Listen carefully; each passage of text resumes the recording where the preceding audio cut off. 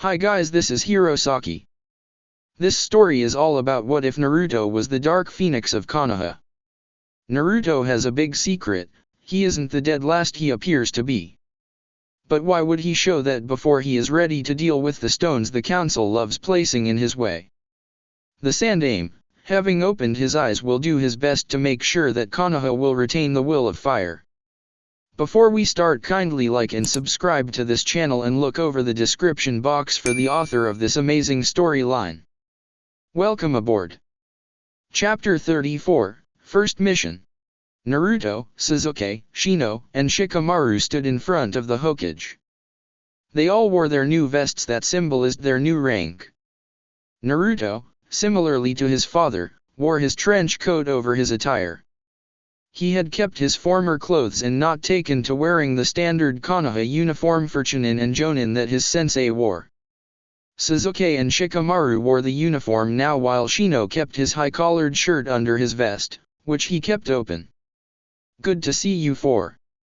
The mission you'll be taking today is, as I already told you yesterday, a B rank. We have got information that a pair of missing nins has been attacking villages along the border to river country. We don't know which village they are from, but the description of the jutsus they used indicates one of the smaller ninja villages. There were victims of poisoning in the second village that was attacked, and one victim in the fourth village was found with burns from fire jutsus. Otherwise they seem to prefer weapons, Kakashi informed the team. Your job is eliminating the threat. Either capture them if you can, or kill them if they pose too much of a danger. Here is a permission slip for the armory that will enable you to stock up on certain seals. You will be given chakra storage seals, normal storage scrolls, seals to verify your teammates, and paralysis seals. Naruto is in command, with Shikamaru being second in command. The four boys nodded. Be careful and look out if there are more missing nins in the area. It could be that it's a group that pretends to be smaller than it is. If you come across other missing nins that don't have anything to do with your mission, I'll leave it to your judgment to see if you can capture them or kill them for their bounties. Now that you're Chunin, or, in Naruto's case, Special Jonin, you'll be given a bigger cut from the bounties you bring in for the village. In case something goes wrong, try pinning the blame on another village, preferably Iwa, Kakashi told them. Shikamaru and Shino looked surprised at this order. Naruto and Sasuke only nodded. They were already used to that kind of order from their training under the new Hokage. Kakashi had a policy that while things could go wrong, you should never admit fault if there wasn't enough proof of you being the culprit. And if you could blame somebody else, all the better. Successes were to be promoted as being done by Konoha shinobi. Failures were to be hushed up as well as possible. The group was dismissed and Naruto led them to the armory. After handing over the permission slip to the guard, he quickly collected the necessary seals without any of the others looking at him strangely. They knew that he was the expert on Fuinjutsu among them and would know which seal was which. He handed the sealing tags over to each of them and they put them away in their pouches. Naruto told them to meet in half an hour at the gate to get the mission started. The trip to the border of river country took them half a day. They investigated the attacks by questioning eyewitnesses in the villages that had been attacked. They got a few more details than what had been in their briefing from the Hokage. Not only were the attacks done with weapons, poison, and fire jutsus, there was also nearly always a dizzy feeling left after the attack was over. It seemed that genjutsu was used as well. From the route of the attacks it seemed as if the attackers always struck in a limited area so far. A stretch of 50 kilometers along the border and never more than 10 kilometers into fire country, meaning that they could retreat back into river country before any help from Konoha could reach the villages. Naruto had Shino send out his bugs to scout if they could find a hideout within the area that they suspected to be the action radius. While the bugs were gone, the four boys started securing important buildings in the villages with the seals that Naruto created.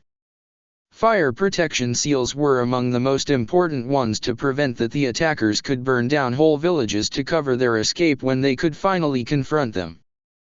Shikamaru and Shino worked as one team, Naruto and Sasuke as another. They went through all villages and prepared for an eventual attack. Normally there was an attack around every 3 to 4 weeks, and the last attack had been 2 weeks ago. The attackers always took supplies with them when they hit a village, next to valuables. So far there hadn't been any reports about them kidnapping people, which was a positive thing, as hostages made missions more difficult. Naruto cleared with the officials in River Country that in case they came across the attackers, they had permission to pursue them, even if they had to cross the border.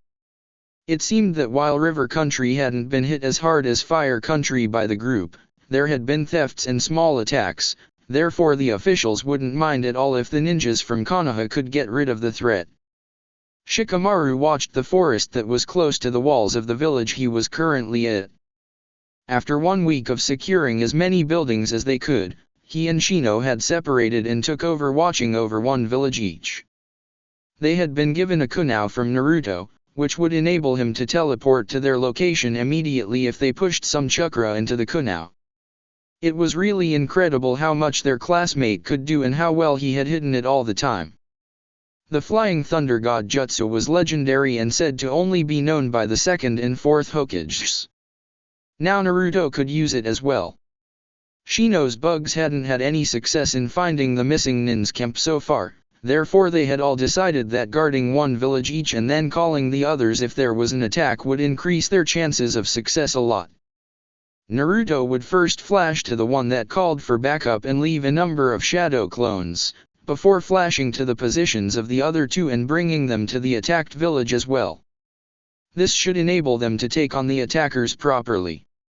It would at most take 5 minutes to have the whole team assembled and ready to fight. So far his watch had been uneventful. But it was only 2 hours after nightfall. A lot could happen until the morning.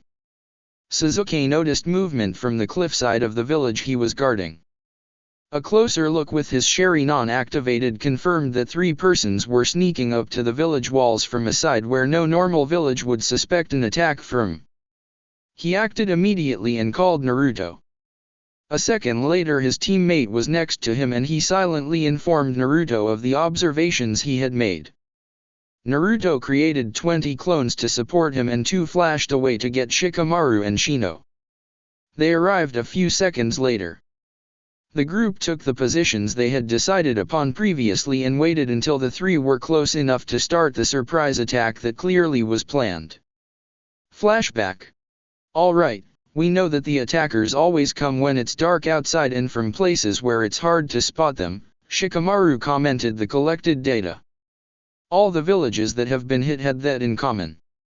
Those where little to no cover is available close to the village have so far not been hit. True. In the first village they used to river to get to the village by staying underwater. In the dark they weren't spotted at all and they could attack within the village without anybody being aware that there were intruders at all. They took out the few policemen that the village had and stole whatever they wanted. The villagers only really noticed that anything was wrong when the office of the major went up in flames and the fire guards were called to deal with it, Sasuke agreed. It was similar for the other villages. Unnoticed entry thanks to natural cover, then a diversion and they left before they were discovered. The only resistance they found was taken out by poison, with weapons, or in one case fire, Shino analyzed. They don't seem to be interested in fighting a lot from their method of working. True, it could have many reasons. We don't know how strong they are and which rank they had before they became missing nins. The only reason we can be sure that they are ninjas at all and not normal bandits, is that the injuries from fire were caused with chakra and not natural fire. There are no eyewitnesses that could give a proper description of the attackers, but the few that saw them at all, were sure that they were able to walk up walls, so they have to at least have had some formal training.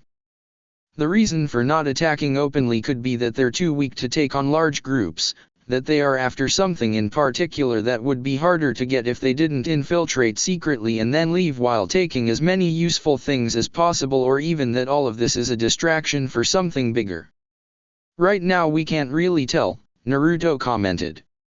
Well, I think the only way that we can succeed with this mission would be if we caught them in the act, Shikamaru said. The problem is predicting which village they will hit next. There are too many options to cover them all properly. Even if we left a shadow clone of Naruto in each village we suspect to be the next target. True, while my clones can keep up a whole night, one lucky hit and they're down. While I get the memory of a dispelled clone and could act after that, I wouldn't be able to teleport there without a beacon. And I need a charged seal to flash that far. We could do that with any of you. I can give you one of the kunaus I use for the Flying Thunder God Jutsu, and if you spot the attackers, you can call me by pushing chakra into the seal. I could assemble the whole group there within at most 5 minutes, Naruto said. I've just noticed that with seals that I handed to my clones, it only works for up to 3 kilometers distance for some reason. And we have to cover far more distance than that. That's a good basic plan. I think we should split up and each of us takes one village to guard, Shikamaru said. We will take a kunau each, and if we spot the group, we call Naruto and he brings the others over as fast as possible, after leaving a few shadow clones in the other villages just in case. There are 7 villages that meet the criteria that we have come up with, we can cover 4 of them. Thanks to 2 of them only being 3 kilometers apart, we can place Naruto and a clone in those, meaning he can cover them both. The 2 where we can't place one of us, we leave under the watch of 20 of Naruto's clones. They should be able to at least stall for a while until we can get there. Even if Naruto can't easily flash there, we could set up a net of his Flying Thunder God seals to make the time we need to get there as short as possible. That could work. I could be hopping from one seal to the other to get to the place. I would only have to charge the final seal with enough chakra to allow me to return to it with one of you before I get the other 2. If I charge a seal like that, I can return to it from wherever I am up to 20 minutes after charging it, Naruto agreed. They spent the next hour deciding on where to place the Flying Thunder God seals and which villages would be guarded by a group of clones and which by one of them. Flashback end. The first attack was Shino's. His bugs had burrowed themselves in the ground that was directly in front of the 3 that were sneaking up to the village. Unnoticed to them, a number of bugs attached themselves to each and started eating their chakra. When they were 5 meters away from the walls, Naruto triggered a flash bomb, which allowed Shikamaru to send his shadow out to catch the attackers in his shadow possession jutsu. 2 of them were caught, the last one managed to jump away. Shino sent out more bugs to take the 2 caught ones out while Naruto and Sasuke engaged the last one. Pesky Konoha nins, you won't get me, the man declared before he sent a fireball at them. Sasuke countered with a larger one while Naruto used the cover of the 2 fireballs to throw one of his special kunau towards the man's position. When the explosion of both balls occurred, he flashed behind the man and attacked 2 nerve clusters with his taijutsu. One was a perfect hit, the other slightly off as the man attempted to dodge. Well, at least his right leg wasn't working anymore and the left arm was slightly immobilized. The man fell to the ground from the leg giving out, but he managed to avoid getting hit while being down by rolling to the side. Naruto continued his attack and finally managed to slap a paralysis seal onto the man. He then sealed off the man's chakra and told Sasuke to keep watch while he got the prepared prisoner scrolls out. They weren't sure if these were all of the group, so they would need to interrogate their prisoners before they could be sure that the mission was a complete success. That wasn't so hard, Sasuke commented. They weren't strong and were completely caught off guard. I know. It's suspicious. They shouldn't have been able to be that successful if they were so easy to take out, Naruto agreed. From what I saw they can only be average genin level in abilities. Let's go and see what Shikamaru and Shino think about this, Sasuke suggested and Naruto nodded. The next morning, after having put the 3 prisoners into the scrolls to keep them secure, Naruto let the one that he and Sasuke had caught out and tied him to a chair for interrogation. The man struggled, but the wire used for the job held up. You Konoha scum won't get anything from me. The man exclaimed angrily. Especially not brats like you. Is that so? Naruto asked calmly and used his ninjutsu variant of imitating the Kyuubi's killing intent, making the man shake in fear. Now we can do this the easy way and you tell us all we want to know. Then we'll simply send you and your companions to prison, where you'll spend time for your crimes and can hope to one day get out again. Or we do this the hard way, I'll show you why you have every reason to shake like you do now, you get probably maimed in the process and spend the rest of your life, as short as that might be, in a prison if you don't get put out of your misery. Neither Shino nor Shikamaru had ever seen how Naruto interrogated prisoners and were honestly shocked to see this side of their comrade.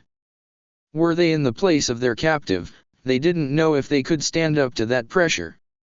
Naruto simply waited for the man to break under the intent. Nobody below Jonin level could normally stand up to the feeling that the presence of an angry Biju created. Jinchuriki being the exception. They were used to that. Like predicted, the man broke within 5 minutes and sang like a canary. He and his 2 comrades were part of a group of 6 that had originally been ninjas that Orochimaru had lured to Oto. After the death of their leader in the Konoha invasion, many had deserted the village and were now attacking villages to get what they needed to survive. He also revealed the hideout they had set up and who the other 3 were. He was the second strongest of the group and second in command. The leader was a former Chunin, while he had been borderline Chunin in strength. The others were at most Genin level. They hadn't been in Oto for long, therefore they didn't know much about Orochimaru and his activities or many of the bases. He could tell them though that Oto was less a village than a number of hidden bases all over Rice Paddy's country. The man slumped in relief when Naruto dropped his jutsu and sealed the man back into the prisoner scroll. The interrogations of the other 2 didn't give them any new information and therefore they were sealed back soon. We'll attack the hideout tonight. Shino, send your bugs to scout the place. We need to know what terrain we'll be fighting at to surprise them, Naruto ordered and Shino nodded. The bugs flew off towards the place where the hideout was located. The attack was actually very easy for the Konoha team. Shino had told them everything his bugs had relayed to him and Shikamaru had come up with an effective strategy again. Naruto sneaked into the hideout, which was under the roots of a tree, where the group had found a cave that they had enlarged over time, making sure that nothing on the outside pointed at this fact, transformed as a mouse.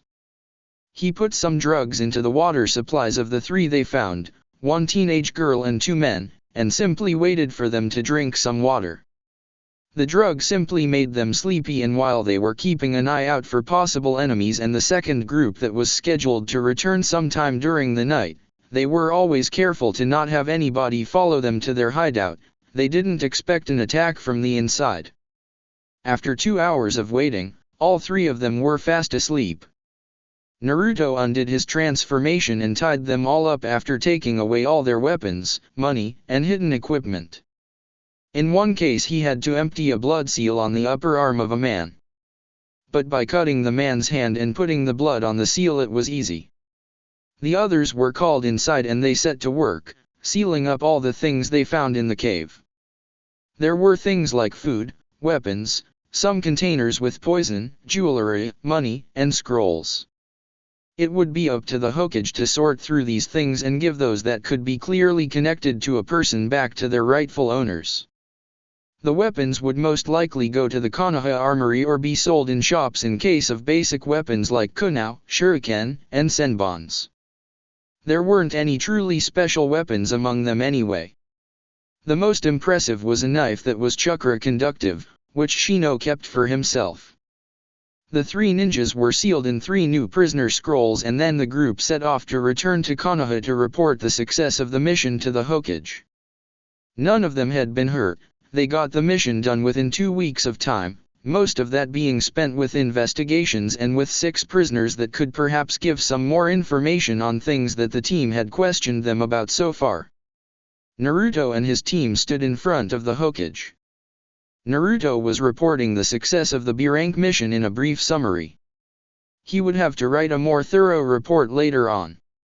Very good work, you four. I'm very pleased with this success. Your payment will be on your accounts by tomorrow and you have the next 2 days off. After that I have another mission for you. You're dismissed, Kakashi said, and the four bowed before leaving. Once they were out of the tower, they separated and went home.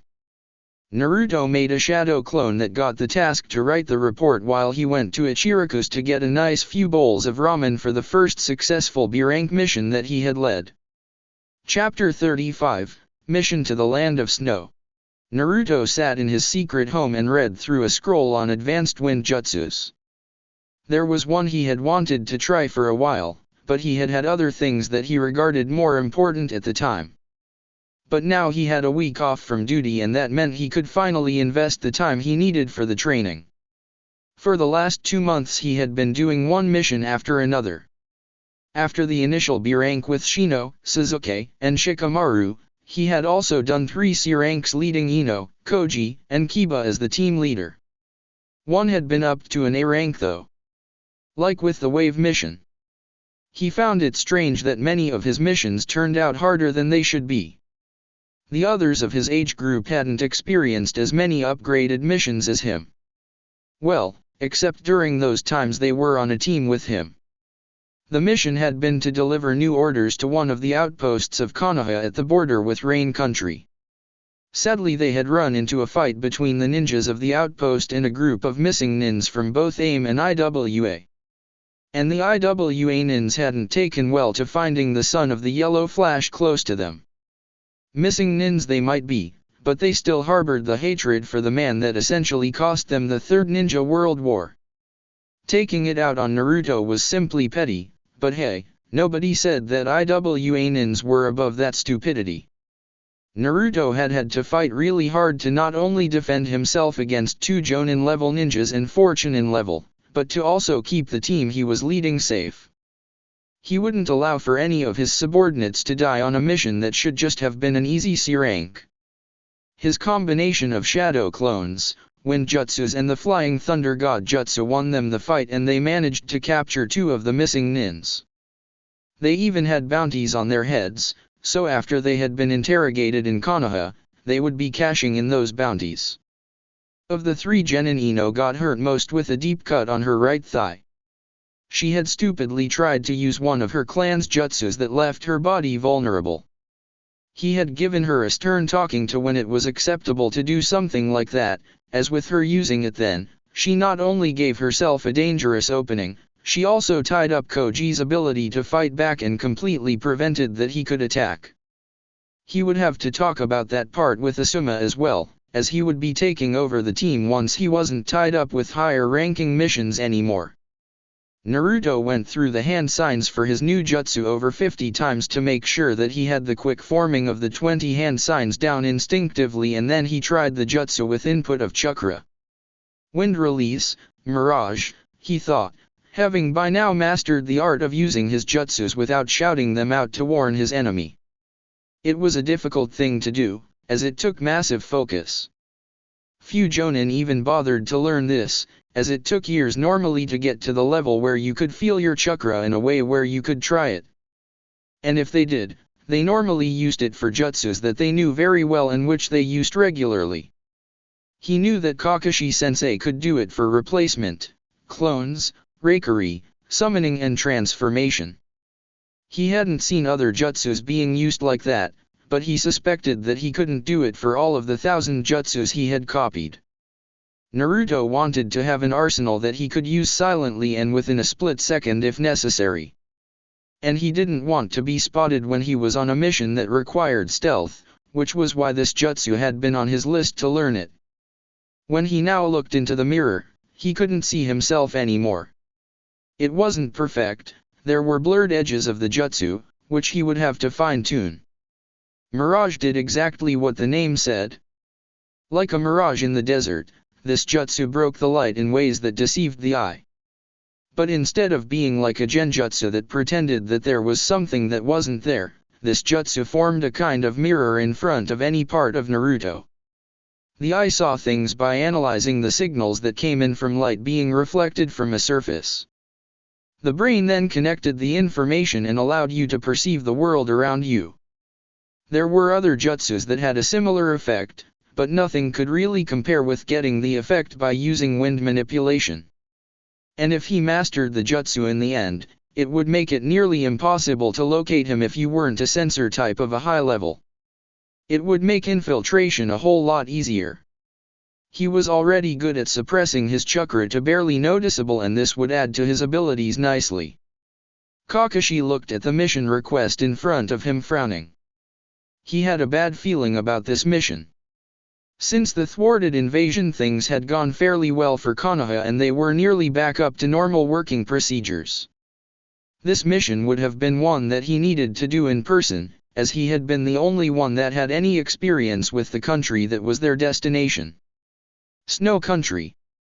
The manager of a famous actress, Yuki Fujikaze, was asking for protection of the actress while the next Princess Gale movie was filmed in Snow Country. The problem was that Kakashi remembered the name Sandeu. It was one of the royal guard's name. This required a carefully selected team that could deal with any situation. He looked over the roster of ninjas that he had available right now. He needed to make sure that the team was strong enough, but that he didn't send ninjas that were needed for other missions. The mission was set as an A rank, which at least allowed him to send 1 or 2 jonins together with some chunins. He first selected Hakuyuki, as his ice bloodline limit would make him perfectly suited for the climate of Snow Country. Not to mention that he was a fully qualified medic now and would cover that position on the team as well. He was a special jonin. Sending anybody who was handicapped in the cold would be stupid, so any Abaramis were out. Their bugs didn't work well in the cold. Against the special chakra armor of the snow ninjas you didn't do well with normal ninjutsu or genjutsu, so probably he shouldn't send Kurane. She wasn't the best at taijutsu. Guy was a possibility though. But he was still responsible for his genin team. Perhaps he could send that team with some other jonins for support. Lee was a taijutsu specialist, which would be useful for fighting against ninjas that used chakra armor. Tenten specialized in weapons, again a useful thing, and Niji with his Byakugan and the Jukin was a good idea, as the armor didn't cover the head. So Haku as the medic and 1 other jonin or strong chunin for support that could cover all areas that would be needed. Naruto was available. He had just finished his last mission leading the remaining genin from teams 8 and 10 6 days ago and would be ready to move out again. The mission would start in 2 days, so that wouldn't interrupt his recovery time. Not that Naruto was really relaxing probably. He knew that his student was normally busy working on new jutsus whenever he got the time. Looking over the files of the ninjas, he nodded to himself and sent out calls for Team 9, Naruto and Haku. The 6 ninjas stood in front of the Hokage, waiting for their orders. You've been called to do an A-rank mission. The destination is Snow Country and the mission objective is protecting the actress Yuki Fujikaze from any attackers that might be after her. Snow Country was taken over in a coup d'état over 15 years ago. The daimyo was killed by his brother Doto, but I managed to get Princess Koyuki Kazuhana to safety. I suspect that Yuki Fujikaze is in reality Princess Koyuki. The manager that is our client has the same name as one of the royal guards of the killed daimyo. I suspect that there is more going on behind the scenes than we are told, Kakashi informed the group of 6.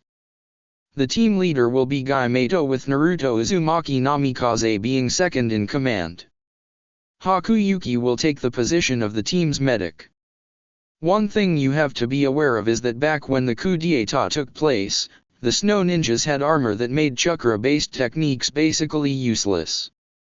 I assume that they will have developed those armors further, so be prepared to not be able to use ninjutsu and genjutsu effectively.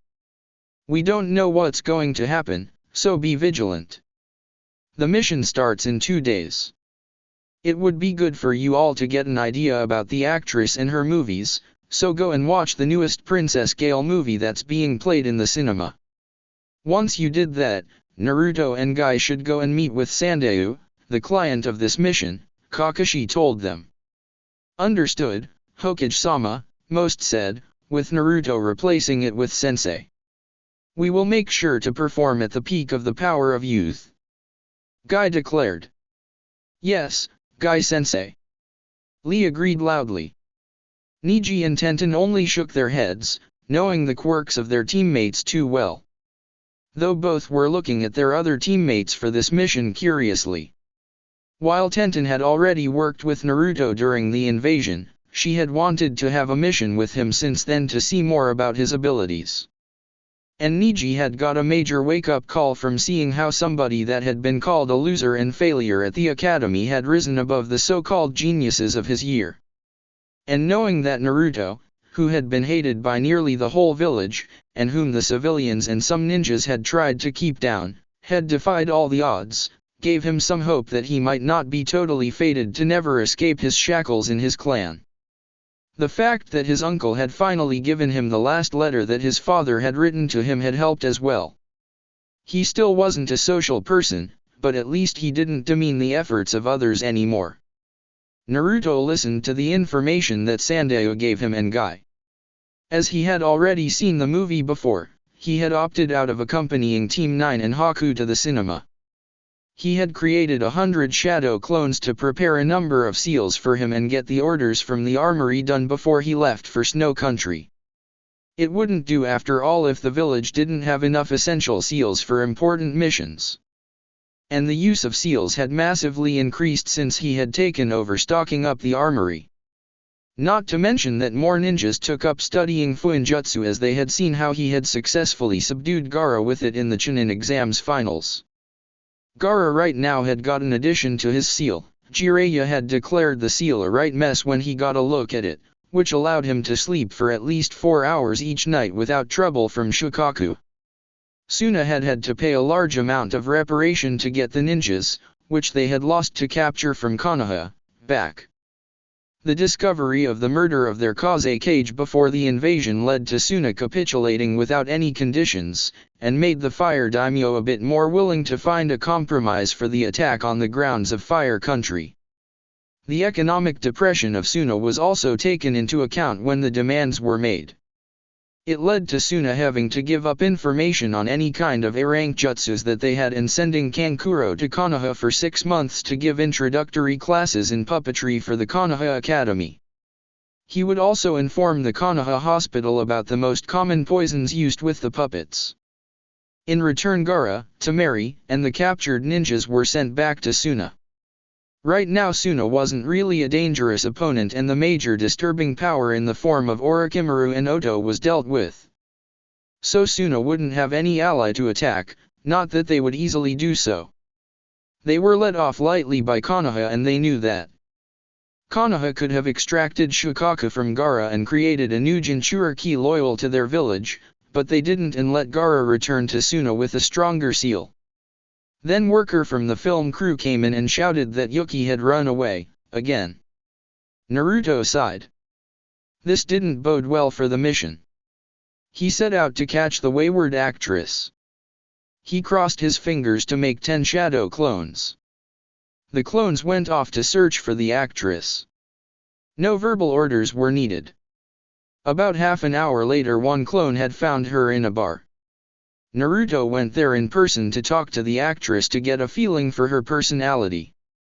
He found her sitting at the bar, already a bit drunk. So you're the next one to try and get me to go? I'll never go to Snow Country. Forget it, find another main actress, Yuki slurred. Sorry, not within the mission parameters.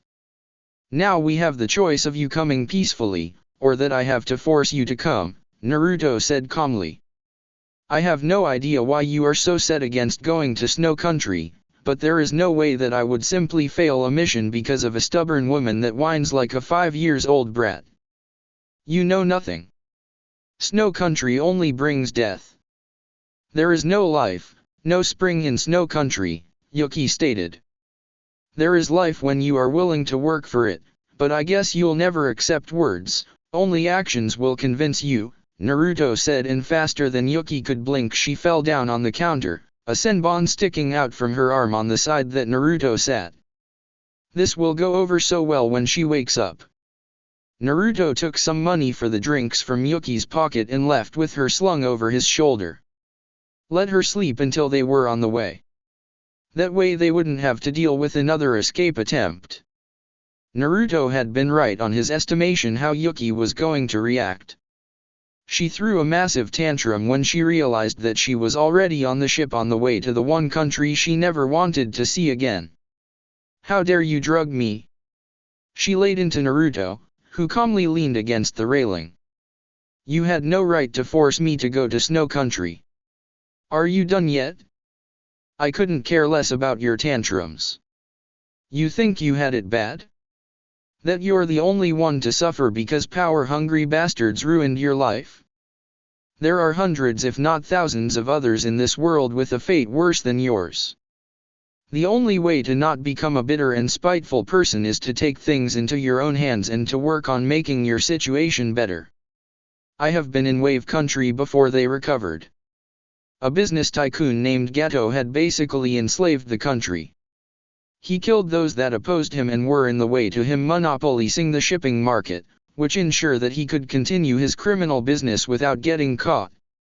I have been part of the team, a genin team at that freed Wave Country, but the one thing that gave that country hope was that one man, a bridge builder, refused to give up on his country. He bravely started building a bridge to the mainland to overcome the poverty and desperation of his people. And he was made a target for assassination for it. One team managed to free a country. One team managed to help a brave man to finish his dream. You only need to have the guts to do something to have success. Otherwise you'll only be a victim for the rest of your life, Naruto pointed out and then went back under deck. He's right, you know, Haku now spoke up, running away never solves problems. They will catch up to you. I nearly did that after I lost my master. I had made it my destiny to help him achieve his dreams. When he was killed on the same mission that Naruto spoke of, incidentally by the current Hokage when he was still the Jonin sensei of Naruto's genin team, I first thought I had nothing to live for anymore.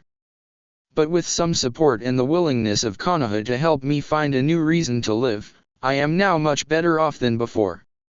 I'm originally from the land of water, where people with a bloodline limit like mine were hunted and killed on orders of the Mizukage. I learned to fight to protect myself and my precious people. Since coming to Konoha I found a few more than I had before. Even if I lost the person that meant most to me, because he was the one to save me when I was a child, I realized that throwing my life away and running away from it all wasn't the way to honor his memory. I will fight and make my name known as the best student of the greatest member of the 7 shinobi swordsmen of Kiri. My master was Zabuza Momokai. And while others call him a demon, for me he was the one to save me.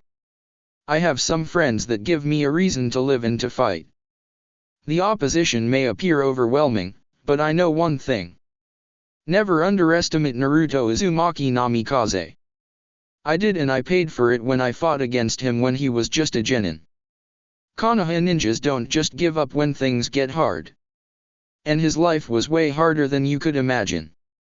It's not my place to say anything, it's his story to tell when he wants, but know that if anybody knows how to overcome overwhelming odds, it's him. Haku then left Yuki to think about what she had been told.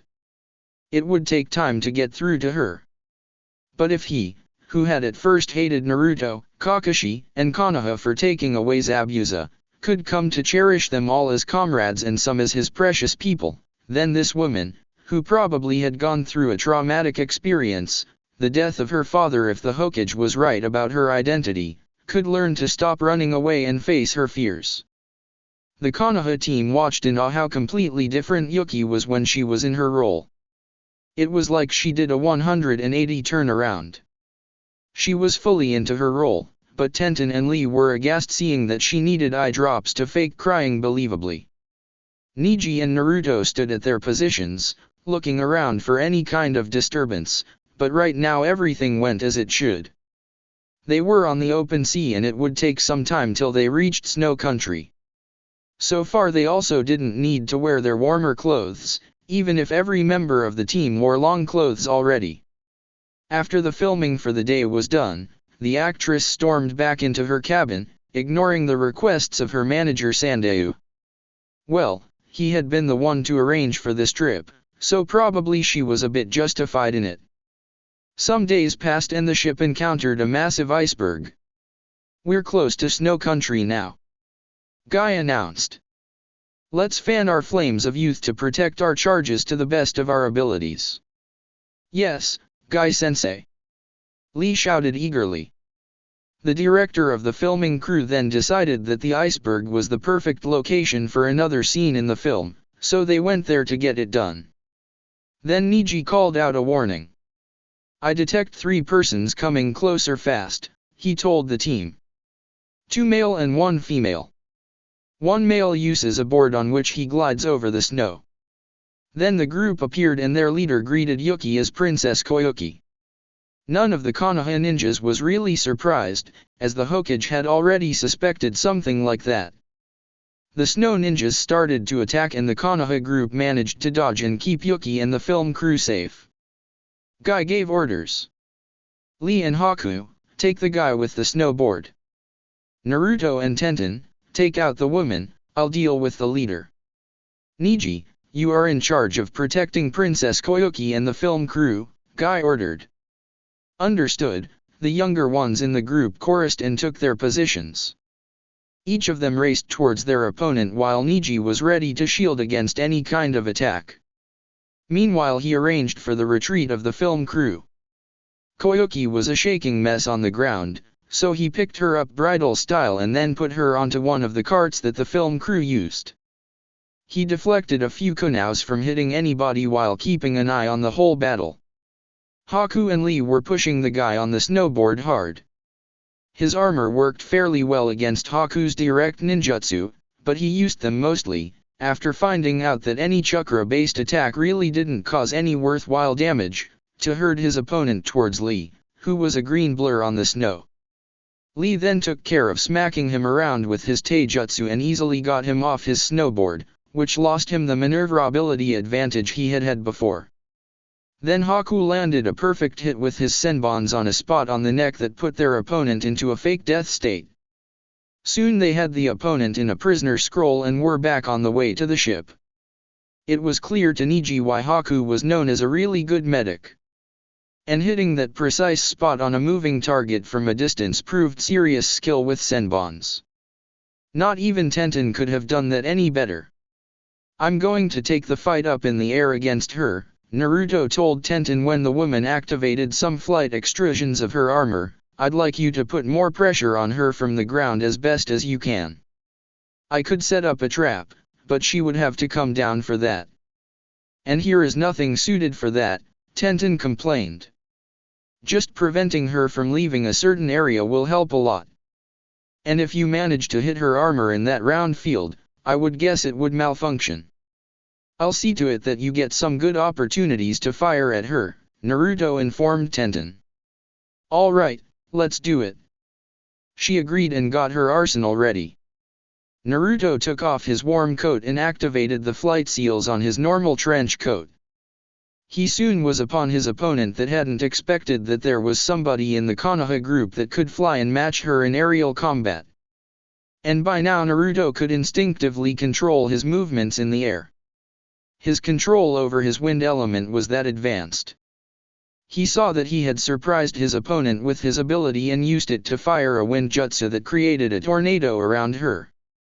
It wouldn't harm her body, but she wouldn't be able to fly around like she wanted to. He had read Kakashi's report on the armor of the snow ninjas and knew that he had to attack indirectly, causing physical damage. So while the wind made of chakra didn't do much, when he added a pack of senbons into it, the situation was completely different. He could hear pained yelps from inside the tornado. Fast senbons were simply devilishly tricky to dodge or deflect. He controlled the tornado enough to bring his opponent lower in the air and then he dropped the jutsu when he saw Tenten in position to strike. Tenten reacted immediately.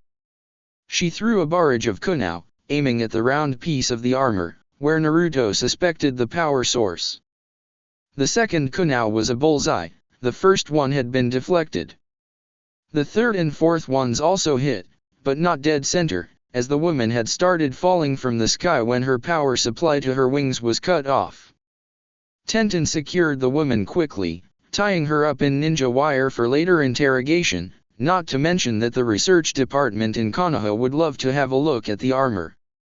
Naruto took out a prisoner scroll and soon the two went back to the ship, backing up Neji, who simply nodded to them for a good fight. Guy meanwhile was having a harder time. His opponent was very skilled with ice release and was keeping him at a distance. While he didn't manage to get a true hit onto Guy, he was simply too fast for that. Guy also couldn't get into range to use one of his jutsus. They exchanged some attacks and counters, but the man, whose name was Nadare, retreated when he noticed that his comrades had fallen and were captured. Against superior numbers he wouldn't do too well and he knew it. Guy frowned at him leaving, but with having to get around another ice jutsu to get to him, he didn't really manage to stop him. Guy returned to the ship. "Good work, everybody. I'm proud of you all. You truly showed them that your flames of youth were far superior to their weak will," Guy declared, giving them a thumbs up with sparkling teeth showing in his bright smile. The film director was also ecstatic about having got so much perfect action material from this incident. Yuki was taken inside to rest and then the ninjas sat down with Sandayu. They needed the full story now, as this mission had got a whole lot more difficult than expected. That's it for this reading. Hit like and subscribe for a free ticket pass going to the different worlds of anime fanfictions. Looking forward to having you on board again.